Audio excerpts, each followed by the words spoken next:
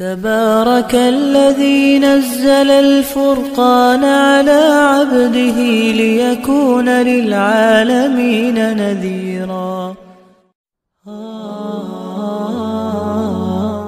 الحمد لله نحمده ونستعينه ونستغفره ونؤمن به ونتوكل عليه ونعوذ بالله من شرور أنفسنا ومن سيئات أعمالنا من يهده الله فلا مضل له ومن يضلله فلا هادي له ونشهد أن لا إله إلا الله وحده لا شريك له ونشهد أن سيدنا ومولانا محمدا عبده ورسوله.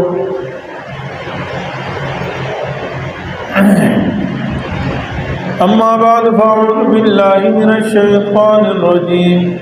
بسم الله الرحمن الرحيم. ولكل أمة جعلنا منسكا ليذكروا اسم الله على ما رزقهم من بهيمة الأنعام.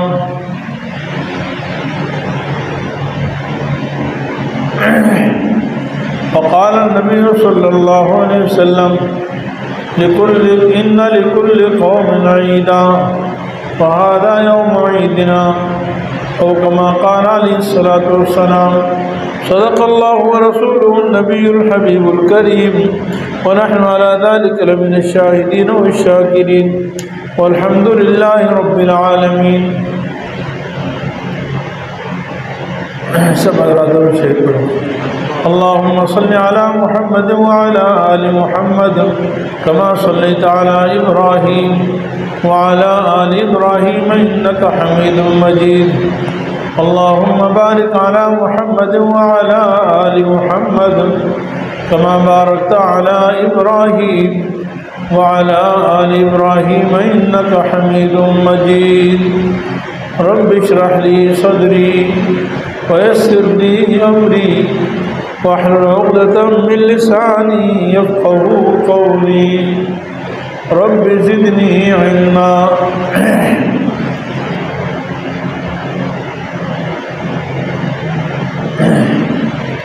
ساتھی آگے تشریف لیں، باہر ساتھی اندر آ جائیں انشاءاللہ.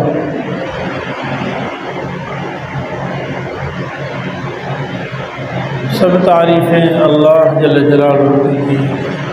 اللہ جل جلالہ کی ذات ہمیشہ سے ہے اور ہمیشہ رہے گی.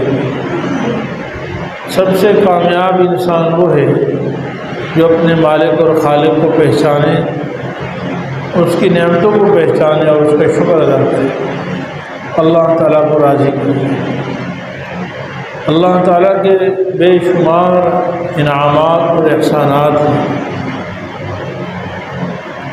اس وقت اللہ تعالیٰ نے ہم سب پر بہت بڑا انعام کیا کہ رمضان مبارک کا مہینہ عطا فرمایا. اس میں ہم نے روزے رکھے، تراویح پڑھی اور دیگر نیک اعمال کیے. ان تمام اعمال کی خوشی میں اللہ تعالیٰ نے ہمیں آج کا دن عید کا عطا فرمایا ہے. انسان کمزور ہے، خلق الانسان ضعیفا، اور مشقت اور تکلیف ایک محدود حد تک تو برداشت کر سکتا ہے لیکن اس سے زیادہ نہیں.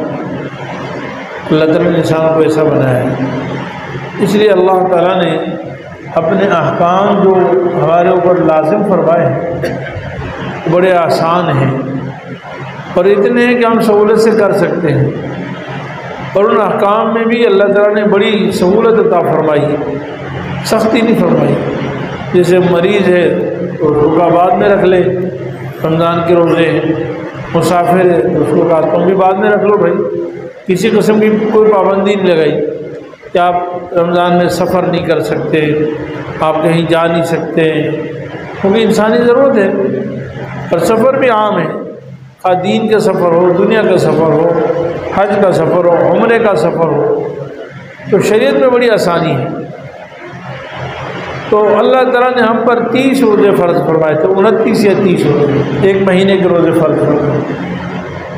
تو بس اس کے بعد اللہ تعالیٰ نے فرمایا کہ اب تم کھاؤ پیو مزے اڑاؤ، بلکہ تم نے اتنی محنت کی مشقت کی، آؤ میری طرف سے تمہاری دعوت ہے۔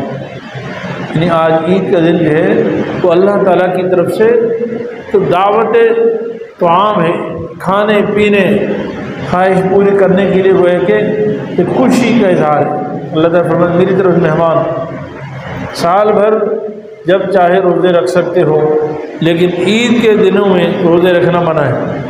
آج روزہ نہیں رکھنا، آج کھاؤ پیو، کیونکہ اللہ تعالیٰ کی طرف سے دسترخوان لگا، اللہ تعالیٰ نے مہمان نوازی کی ہے کہ تم میرے ایسے پیارے بندے ہو، پورا مہینہ تم نے مشقت کی، میرے لیے کھانا چھوڑا، پینا چھوڑا، ساری اپنی خواہشات چھوڑی، آؤ آج میں دعوت کروں۔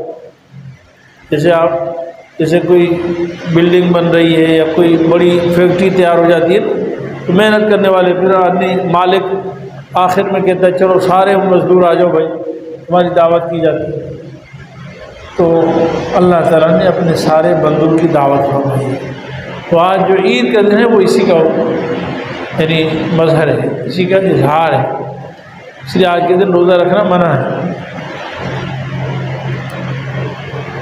اللہ تعالیٰ نے ہمیں خوش ہونے کا حکم دیا ہے، کیونکہ رمضان کے بعد کہا کہ عید کا دن، عید خوشی کا دن ہوتا ہے۔ نبی کریم صلی اللہ علیہ وسلم نے فرمایا ان لکل قوم عیدا وہذا عید، ہر قوم کی کوئی نہ کوئی عید ہوتی ہے، کوئی جشن مناتے ہیں۔ انسان ہمیشہ ایک ہی حالت پر نہیں رہتا، انسان کہتا ہے کچھ حالت بدلے، جیسے دن بدلتا ہے، رات بدلتی ہے، صبح شام بدلتی ہے نا، سردی گرمی بدلتی ہے، تو انسان اس سے زندگی گزرنے میں سہولت ہوتی ہے۔ ایسی ہمیشہ ایک حالت پر رہنا بھی پسند نہیں کرتا، تو اللہ تعالیٰ نے ہر قوم کی طبیعت میں یہ رکھا ہے کہ وہ کوئی تہوار، کوئی عید اور کوئی جشن مناتے ہیں۔ اللہ تعالیٰ نے فرمایا کہ ہماری قوم کی عید یہ ہے۔ ہماری قوم کی عید کس بات پر ہے؟ دو عظیم عبادتوں کی انتہا پر ہے۔ اللہ اکبر! ایک رمضان مبارک کی عظیم عبادت روزے رکھے، اس کی انتہا پر عید رکھی، اور ایک جو ہے اللہ تعالیٰ نے حج جب مکمل ہو جاتا ہے نا 9 ذی الحجہ کو، تو 10 ذی الحجہ کا دن جو ہے عید کا دن ہے، قربانی کر کے عید۔ تو دو اسلام کے عظیم ارکان، بنیادیں، جس پر 5 چیزیں نا، حدیث میں آتا ہے بنی الاسلام علی 5، اسلام کی بنیاد 5 چیزوں پر ہے۔ شہادت اللہ الہ الا اللہ و ان محمد رسول اللہ، پہلی چیز اللہ، یہ عقیدہ کہ اللہ کے سوا کوئی عبادت کے لائق نہیں، اور محمد صلی اللہ علیہ وسلم اللہ کے رسول ہیں، یہ عقیدہ۔ دوسری چیز اقام الصلاۃ، نماز قائم کرنا۔ تیسری چیز ایتاء زکوٰۃ دینا۔ چوتھی چیز صیام رمضان، رمضان کے روزے۔ اور 5ویں چیز حج البیت، بیت اللہ کا حج، من استطاع الیہ سبیلا، جس کو بیت اللہ جانے کی طاقت ہو۔ تو یہ جو 2 آخری ارکان ہیں نا، ان کی ایک وقت مقررہ میں تکمیل ہوتی ہے۔ نماز تو ہم روزانہ پڑھتے ہیں، عقیدہ بھی ہمیشہ کی چیز ہے، اور زکوٰۃ کا بھی کوئی ٹائم ٹیبل نہیں ہے۔ زکوٰۃ ہر شخص کے اعتبار سے الگ ہے۔ جو شخص جب مالدار ہو جائے 1 سال بعد اس پر زکوٰۃ فرض ہو جاتی ہے۔ محرم میں ہوا تو اگلے سال محرم میں زکوٰۃ دے گا، ربیع الاول میں ہوا تو اگلے سال ربیع الاول میں زکوٰۃ دے گا، ربیع الثانی میں ہوا تو اگلے سال ربیع الثانی میں زکوٰۃ دے گا، جمادی الاولیٰ میں ہوا تو اگلے سال جمادی الاولیٰ میں زکوٰۃ دے گا۔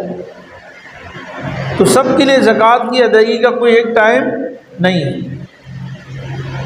تو یہ 2 آخری جو عبادتیں ہیں نا، ایک رمضان کے روزے اور ایک حج، یہ مخصوص ٹائم میں ادا ہوتے ہیں۔ رمضان کے روزے رمضان میں ادا ہوتے ہیں، اور بیت اللہ کا حج جو ہے وہ 9 ذی الحجہ کو ادا ہوتا ہے۔ تو ان 2 عظیم عبادتوں کی تکمیل پر عید کا حکم ہے، عید منانے کا حکم۔ اچھا، اس میں بھی اسلام کی عجیب امتیازی شان ہے۔ دیکھیں، عام طور پر جو قومیں عید مناتی ہیں نا، یہ تہوار مناتی ہیں، وہ اپنے کسی بڑے تاریخی واقعے پر مناتی ہیں۔ گزشتہ زمانے میں ان کو کوئی آزادی ملی، کوئی فتح ملی، یا ان کا کوئی بڑا آدمی پیدا ہوا، یا کوئی بڑا آدمی مر گیا۔ تو جیسے کرسمس مناتے ہیں عیسائی لوگ، وہ کہتے ہیں حضرت عیسیٰ علیہ السلام پیدا ہوئے فلاں دن، یا اور بھی اس طرح کے۔ کسی خاص واقعے اور یادگار پر دن منایا جاتا ہے، یعنی عید جو مناتے ہیں نا اور قوموں میں کسی واقعہ کسی یادگار پر مناتے ہیں۔ اسلام کے پاس تو ہزاروں واقعات ہیں جس پر عید اور جشن منائے جا سکتے ہیں۔ پہلے تو انبیاء علیہ السلام جتنے تشریف لائے ہیں وہ ساری ہمارے انبیاء ہیں، سر کے تاج ہیں، تو ان کی پیدائش پر منایا جا سکتا ہے۔ پھر آخری نبی امام الانبیاء سیدنا محمد مصطفیٰ صلی اللہ علیہ وسلم جب پیدا ہوئے تو اس پر بھی جشن منایا جا سکتا ہے کہ جی اس کو یادگار کے طور پر منا لیا جائے، اور ہماری عید آپ صلی اللہ علیہ وسلم کی پیدائش کے اعتبار سے ہوتی، ایسا ہو سکتا تھا۔ پھر آپ صلی اللہ علیہ وسلم کو نبوت عطا ہوئی 40 سال کی عمر میں، تو جی ہم یادگار کے طور پر وہ دن عید مناتے کہ جی آپ صلی اللہ علیہ وسلم کی نبوت کا دن ہے، جس دن آپ صلی اللہ علیہ وسلم کو نبوت، جس مقصد کے لیے آپ صلی اللہ علیہ وسلم دنیا میں تشریف لائے اس کا دن ہے۔ پھر آپ صلی اللہ علیہ وسلم ہجرت کر کے مدینہ گئے اور مدینہ منورہ میں ایک ریاست قائم ہو گئی۔ تو ہجرت ایک بڑا عظیم واقعہ ہے تاریخ اسلام کا، مشکل ترین واقعہ تھا۔ اپنے گھر بار، اپنے مال دولت، مال مویشی سب کچھ قربان کر کے اللہ کے دین کے لیے اپنے علاقے چھوڑ کر دوسری جگہ جانا، یہ بڑا عظیم واقعہ، عظیم قربانی۔ تو ہجرت کی تاریخ کے اعتبار سے بھی عید منائی جا سکتی تھی۔ پھر بدر کا عظیم الشان معرکہ ہوا، بدر کی خوشی میں بھی عید منائی جا سکتی تھی، احد کی خوشی میں بھی عید منائی جا سکتی تھی، احزاب کی خوشی میں عید منائی جا سکتی تھی۔ فتح مکہ عظیم کارنامہ، آپ صلی اللہ علیہ وسلم 8 سال مدینہ گئے اور 8 سال بعد فاتح مکہ بن کر پورے عرب پر حکومت، آپ صلی اللہ علیہ وسلم نے یعنی اسلام کا جھنڈا لہرا دیا۔ مکہ پر حکومت کرنا وہ کہ پورے عرب پر حکومت، یہ عظیم واقعہ تھا۔ اس دن بھی عید منائی جا سکتی تھی، لیکن سوال یہ ہے کہ ہماری عید تو ان دونوں کسی بھی چیز کے متعلق نہیں ہے۔ ان چیزوں میں سے جتنی چیزیں میں نے گنوائی ہیں، ان میں سے کسی سے متعلق شریعت نے ہمیں عید منانے کا حکم، بھائی بولو عید منانے کا حکم، بھائی جاگ رہے ہیں نا، عید کا دن ہے سب جاگ رہے ہیں، تو آپ کی نیند تو نہیں ہے ابھی غلط۔ تو میں آپ سے کہہ رہا ہوں کہ یہ جو ہماری عید ہے یہ آپ صلی اللہ علیہ وسلم کی پیدائش پر ہو رہی ہے۔ آج فتح مکہ کا دن ہے کیا؟ بھائی بولو نا بھائی، آج فتح مکہ ہے، آج بدر ہے، آج احد ہے، آج کوئی اور تاریخی واقعہ ہے؟ نہیں، آج ہماری جو عید منائی جا رہی ہے وہ 2 ایسی عظیم عبادات پر ہو رہی ہیں جس کو واقعتاً میں نے اور آپ نے یعنی ہم آپ کر رہے ہیں۔ رمضان کے روزے ہم نے رکھے ہیں، یہ کسی اور کا کارنامہ نہیں ہے۔ یہ رمضان جو ہم نے ابھی روزے رکھے نا، یہ کسی اور کا کارنامہ، کسی کا جشن، کسی کی خوشی نہیں منا رہے کہ جی میرا دادا ایسا تھا، پردادا ایسا۔ تم کیا ہو بھائی، خود تو کرو۔ اسلام گویا کہ ہمیں یہ سبق دیتا ہے کہ باپ دادوں کی تاریخوں کو مت دیکھو، اس سے عبرت تو حاصل کی جا سکتی ہے، لیکن کمال یہ ہے کہ خود کر کے دکھاؤ کہ میں یہ ہوں، میرا دادا ایسا تھا تو میں اس سے آگے بڑھ کر ہوں، تاریخ دہراؤں، خود کردار کے غازی بنو، گفتار کے غازی بنو۔ تو شریعت نے گویا کہ 2 عظیم عبادات کرنے کے بعد جو واقعتاً ہم اور آپ کرتے ہیں، جیسے ابھی ہم نے رمضان کا روزہ رکھا، ہم نے رکھا نا بھائی آج جو ہم عید منا رہے ہیں وہ ہم اپنے روزوں کی عید الفطر منا رہے ہیں، یہ صحابہ کرام کی عید الفطر نہیں منا رہے کہ جی 1400 سال پہلے صحابہ نے روزہ رکھا تھا تو اس کی خوشی میں آج عید ہے۔ نہیں، میں نے روزہ رکھا ہے، میں نے 30 روزے رکھے تھے، اس کے بدلے میں آج اللہ تعالیٰ نے مجھے اعزاز دیا ہے کہ تم خوشی مناؤ اور آج عید کا دن مناؤ۔ اس سے ایک بڑا سبق ملتا ہے، اسلام کی ہر بات میں بڑا عظیم سبق ہے کہ اسلام یادگاروں کے پیچھے نہیں چلتا، گزشتہ بات ہے جی فلانا ایسا تھا فلانا۔ اسلام ہم سے اور آپ سے یہ چاہتا ہے کہ ہم کردار کے غازی بنیں، ہم عملی کارنامہ دکھائیں۔ اگر ہمارے اسلاف مجاہد تھے تو ہم مجاہد بن کر دکھائیں، ہمارے اسلاف اللہ والے تھے تو ہم بھی اللہ والے بن کر دکھائیں۔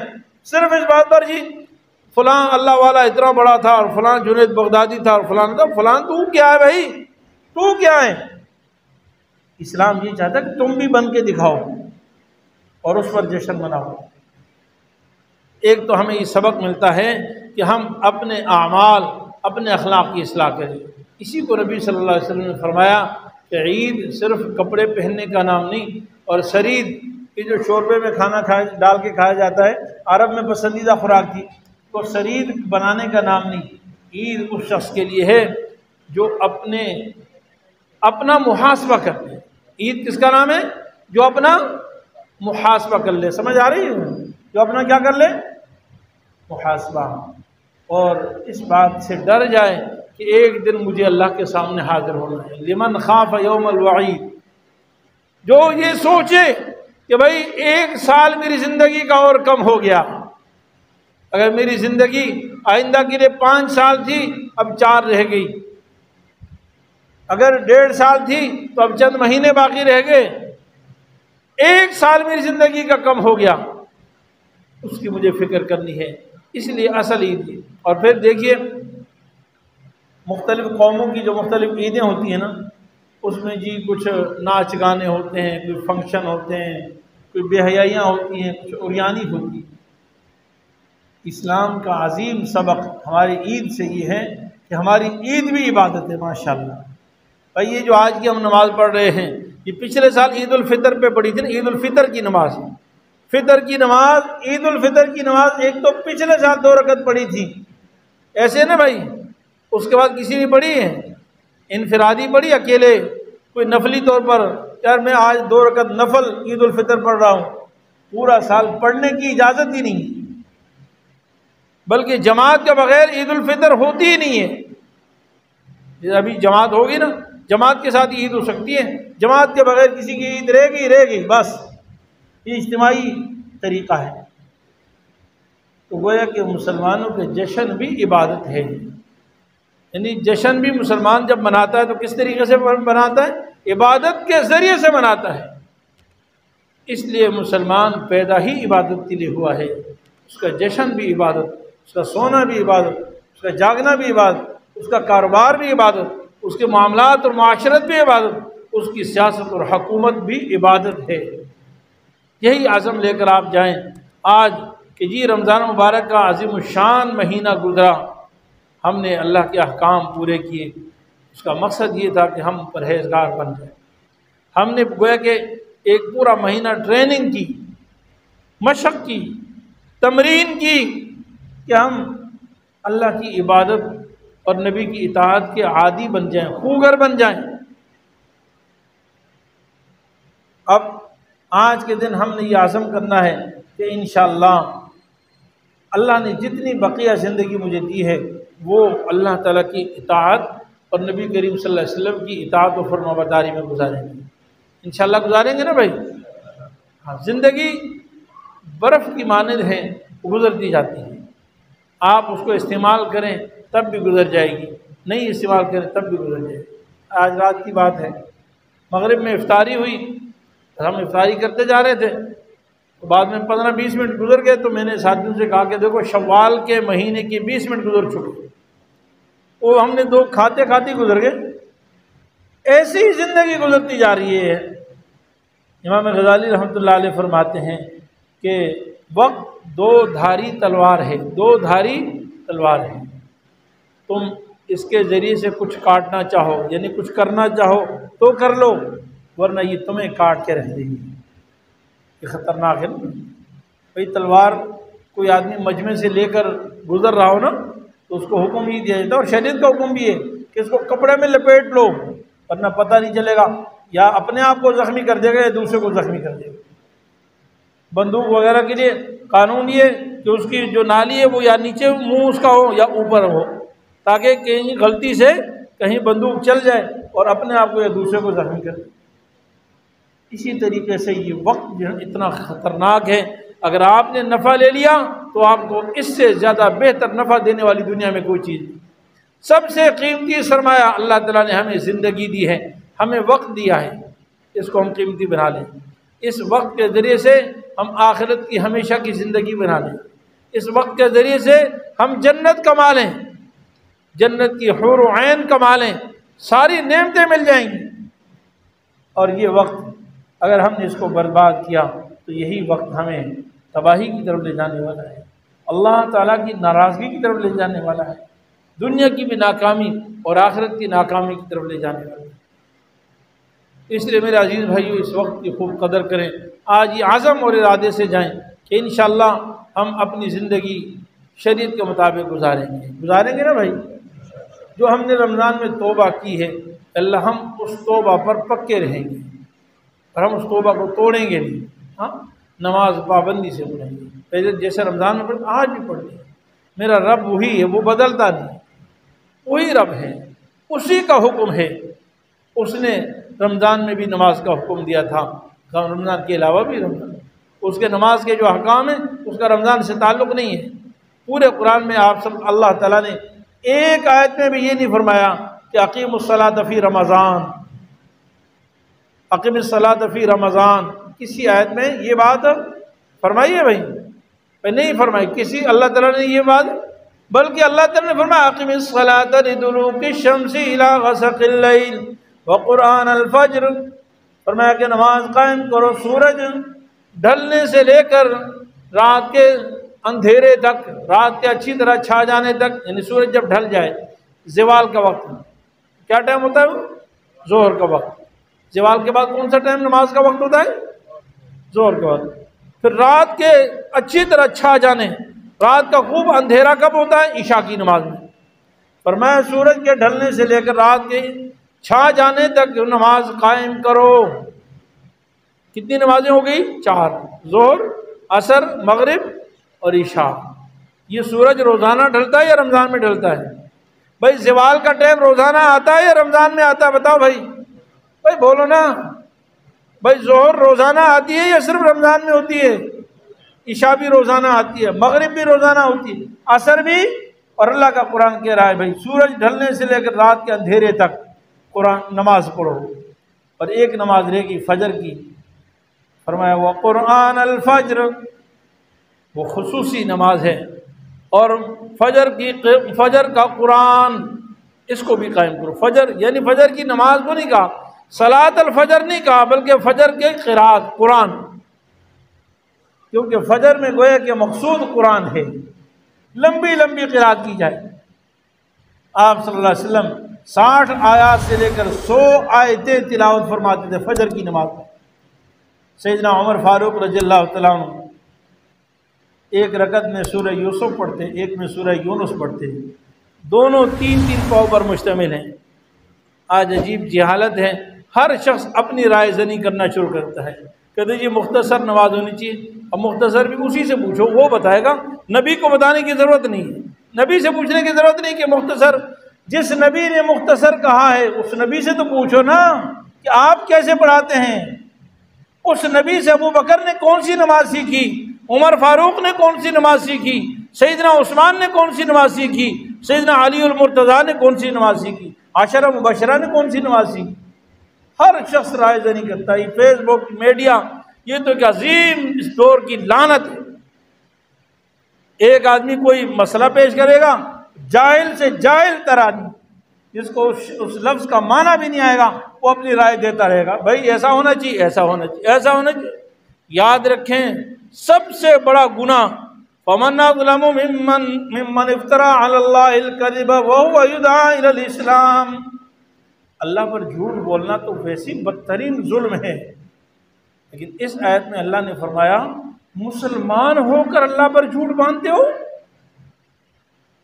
اس سے بڑا ظالم کون ہے؟ اللہ کا قرآن کہتا ہے جو اپنے آپ کو کہتا مسلمان ہے اور جھوٹ اللہ پہ باندھتا ہے، من گڑت باتیں کرتا ہے۔ میرے عزیز بھائیوں، ہم شرعی مسائل میں جو اپنی رائے دیتے رہتے ہیں، جی میری رائے میں ایسا ہو، میری رائے میں ہو، تو کون ہوتا ہے بھائی؟ تیری رائے میں قرآن، تیری رائے میں شریعت، تیری رائے میں نبی کی سنت، تو کون ہوتا ہے نبی کی باتیں کرنے والا؟ اللہ اور اس کے رسول کی بات ہے۔ فرمایا اس سے بڑا ظالم کوئی نہیں ہے جو اللہ پر جھوٹ باندھتا ہے۔ دیکھو یہ کہنا کہ شریعت کا حکم یہ اللہ پر جھوٹ ہے، اللہ کا حکم تو وہ نہیں ہے جو تم کہہ رہے ہو، اور تم کہہ رہے ہو کہ اللہ کا حکم نہیں ہے۔ فرمایا کہ اللہ پر جھوٹ باندھے وَهُوَ يُدْعَىٰ إِلَى الْإِسْلَامِ، اپنے آپ کو اسلام کی طرف منسوب. ومن اظلم ممن کذب علی اللہ وکذب بالصدق اذ جاء. اس سے بڑا ظالم کون ہے؟ 24ویں پارے کی پہلی آیت ہے، جو اللہ پر جھوٹ بولتا ہے. یاد رکھو، ایسی الٹی باتیں نہیں کرو. اللہ سے پوچھو، نبی صلی اللہ علیہ وسلم سے پوچھو، شریعت سیکھو، احادیث مبارکہ دیکھو کہ وہاں شریعت کیا کہتی ہے. تو بہرحال اللہ تعالیٰ نے فجر کی نماز کے لیے فرمایا وقرآن الفجر، بھائی 4 نمازیں پڑھو اور فجر کا قرآن سنو. اللہ اکبر. فجر کا کیا سنو بھائی؟ قرآن. قرآن سے مراد نماز فجر ہی ہے، لیکن وہاں لمبی قرات ہو. پھر فرمایا ان قرآن الفجر کان، فجر کی فضیلت بیان فرمایا ان قرآن الفجر کان مشہودا. ارے فجر میں جو اللہ کا قرآن پڑھا جاتا ہے وہاں فرشتوں کا جھمگھٹا ہو جاتا ہے. فرشت جیسے آج آپ کا اجتماع ہے نا، ایسے وہ فرشتوں کی اجتماع کا وقت ہے، یعنی اللہ کے فرشتے جمع ہو جاتے ہیں اللہ کا قرآن سننے کے لیے. اور میں اور آپ کہتے ہیں جی نہیں قرآن نہیں پڑھنے. بہرحال انشاءاللہ پڑھیں گے نا بھائی. 5 وقت کی نماز، 5 وقت کی نماز ہمیشہ پڑھنی ہے. سچ ہمیشہ بولنا ہے، جھوٹ سے ہمیشہ بچنا ہے، سود سے بچنا ہے، رشوت سے بچنا ہے. بھائی ان باتوں میں کسی کا اختلاف بھی کوئی نہیں. بہت سارے لوگ بہانے کرتے جی مولویوں کا اختلاف ہے. بھائی سچ بولنا ہے، ضروری ہے، اس میں کسی کا اختلاف ہے؟ صلہ رحمی میں کسی کا اختلاف ہے؟ بھائی صلہ رحمی کرنی ہے، کسی کا اختلاف نہیں نا. آج عید کا دن ہے، آپ عزم کریں انشاءاللہ ہم صلہ رحمی کریں گے. چھوٹی موٹی باتیں، مٹی سے پیدا ہوئے اور انجام مٹی، گل سڑ جانا ہے. ہم سب نے نام و نشان تک نہیں رہے گا، کوئی ہمارا نام بھی نہیں جانے گا. آپ اپنے پردادے کو دیکھ لیں، کوئی جانتا ہے؟ پردادے کا نام نہیں پتا. اور اتنی اپنے اندر انا اور تکبر، پتہ نہیں میں اور میں بھرا ہوا ہے. بہن سے ناراض، بھائی سے ناراض، بہن کا حق مار کے بیٹھا ہوا ہے، بھائیوں کے حق مار کے بیٹھا ہوا ہے، چچا کا حق مار ہے، بھتیجوں کا حق مار کے بیٹھا ہے، یتیموں کا مال کھا رہا ہے. تو صلہ رحمی کرنے میں کسی کا اختلاف نہیں. انشاءاللہ کریں گے نا بھائی، سارے اللہ تعالیٰ کے احکام پورے کریں گے اور نبی کریم صلی اللہ علیہ وسلم کے طریقوں کے مطابق زندگی گزاریں گے. الحمدللہ ماشاءاللہ آپ سب حضرات نے صدقہ فطر ادا کر دیا ہوگا. ہر شخص جس کے پاس 52.5 تولہ چاندی کی ملکیت ہو، اس پر یعنی ضرورت اصلیہ اور استعمال سے زائد پیسے ہوں، سونا ہو، چاندی ہو، یا ضرورت سے زائد سامان ہو، اس پر صدقہ فطر ادا کرنا اپنی طرف سے اور اپنے نابالغ بچوں کی طرف سے واجب ہے. جس نے ادا نہیں کیا وہ ادا کریں، اور جس نے ادا کر لیا الحمدللہ اللہ تعالیٰ سب کی طرف سے قبول فرمائے. عید الفطر سے پہلے صدقہ فطر ادا کر دینا چاہیے. اور ابھی ہم عید کی نماز پڑھیں گے انشاءاللہ تعالیٰ. عید کی 2 رکعت نماز واجب ہوتی ہیں، اور جن کی بس 2 رکعت نماز عید الفطر واجب اللہ کی رضا کے لیے پڑھ رہے ہیں. بس یہی نیت ہے. آپ سب اسی مقصد کے لیے ہیں. آتے ہی آپ کی نیت ہو گئی ہے، بس آپ اسی نیت سے نماز شروع کریں گے تو نیت بھی ہو جائے گی. تو اس میں 6 تکبیرات زوائد ہوتی ہیں. اس کو ایک نئے انداز سے اللہ تعالیٰ نے نماز کا حکم بھی نماز کا دیا، اور ایک نئے انداز سے. جیسے کسی عظیم فتح ہو جاتی ہے نا جنگ میں، یا کسی کارنامہ انسان کرتا ہے تو پھر اللہ خوشی میں کیا کرتا ہے؟ نعرہ تکبیر، اللہ اکبر یہ لگاتے ہیں نا بھائی. تو گویا کہ اللہ تعالیٰ نے، ہم نے رمضان کے روزے رکھے، آج خوشی میں گویا کہ اللہ تعالیٰ کہہ رہے ہیں کہ اللہ میرے سامنے کھڑے ہو جاؤ اور نعرے لگاؤ، اللہ اکبر اللہ اکبر اللہ اکبر. نماز کے اندر ہم سے اللہ تعالیٰ نعرے لگوا رہے ہیں، اللہ سب سے بڑے ہیں، اللہ سب سے. پہلی رکعت میں ثنا کے بعد 3 تکبیرات پڑھی جائیں گی، اور دوسری رکعت میں انشاءاللہ سورت کے بعد، جب سورت ختم ہو جائے گی اس کے بعد 3 تکبیرات ہوں گی. اور اس طرح جو ہے 6 تکبیرات زوائد کے ساتھ عید الفطر کی نماز ہوگی. اللہ تعالیٰ اپنے فضل سے جو کچھ کہا گیا ہے، سنا گیا ہے، اللہ اس کو قبول فرما اور عمل کی توفیق عطا فرما. وآخر دعوانا ان الحمدللہ رب العالمین.